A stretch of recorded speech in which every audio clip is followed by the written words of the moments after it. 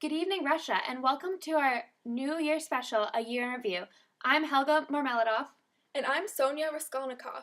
This is Fox News Channel 6, live from St. Petersburg. As you may know, there have been many events this past year that have challenged our precious order, but thanks to our fearless leader, Tsar Nicholas, who was able to suppress the liberal villains and restore the natural conservative order to ensure the preservation of our society, and order has been restored. Yes. Over the next segment, we will recap the instances of unrest in our country that were caused by liberals, highlight the positive conservative responses, and discuss future solutions. Thanks to our Tsar Nicholas I, the Russian Orthodox Church and the legitimate monarchy are collaborating once again to maintain the hierarchical society in Russia. It all started with the Decembrist revolt after the defeat of Napoleon. Many Russian officers were exposed to the blasphemous ideas of the French Revolution and the Enlightenment. They even went so far as to suggest that our country was backwards. Many secret groups formed, as they rightly weren't allowed to suppress such ideas openly. You may have heard of the Northern Society, which wanted a constitutional monarchy, or the even more radical Southern Society, led by Pestel, which wanted a representative government and an end to serfdom and the independence for Poland. But, as subsequent events showed, such revolutions from the old established order only lead to violence and terror. Yes, for example, after Nicholas became the rightful Tsar, some people felt that Constantine, his brother, should have been the rightful heir. These ignorant resistors did not realize that the only reasonable person to rule Russia was the more conservative, legitimate heir. Still, the ridiculous Moscow regiment refused to take an oath of loyalty to Nicholas. Nicholas then handled the situation in the only possible way. He suppressed the revolt by exiling the radicals to Siberia.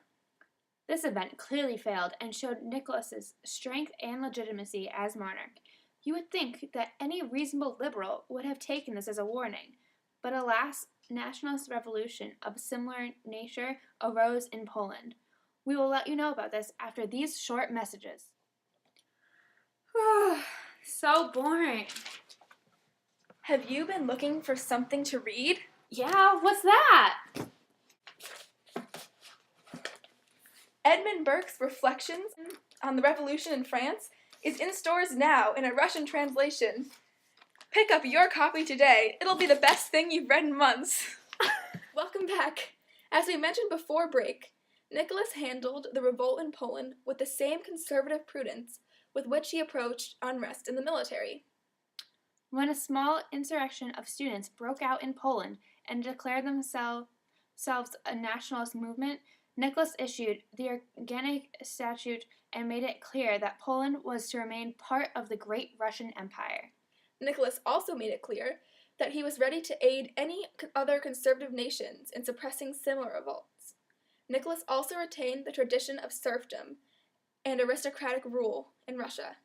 It was necessary for him to avoid reforms and implement political censorship and surveillance to ensure that the conservative order stayed intact. And you have seen what happens when it doesn't. Nicholas resolved and prevented future unrest in other ways as well. For example, his program of official nationality united Russia under the ideas of orthodoxy, autocracy, and nationalism. Just to be clear, this nationalism was one inspired by traditional Russian customs, languages, and history, separating our great country from the corruption of Western liberal states, not the type of nationalism that arose in Poland. This policy also reinstated the Orthodox Church as the center of morality and education, and made it clear that the unchallenged power of the Tsar was the only way to hold the country together. Our great leader Nicholas has succeeded in keeping our country safe, and the solution for the future is to follow his conservative lead in suppressing liberal revolts and ideas. And that does it for our segment this evening. Thank you for watching. We will see you for the same time tomorrow night. For Channel 6 Fox News, I'm Sonia Raskolnikov. And I'm Helga Marmeladov. Stay classy, St. Petersburg.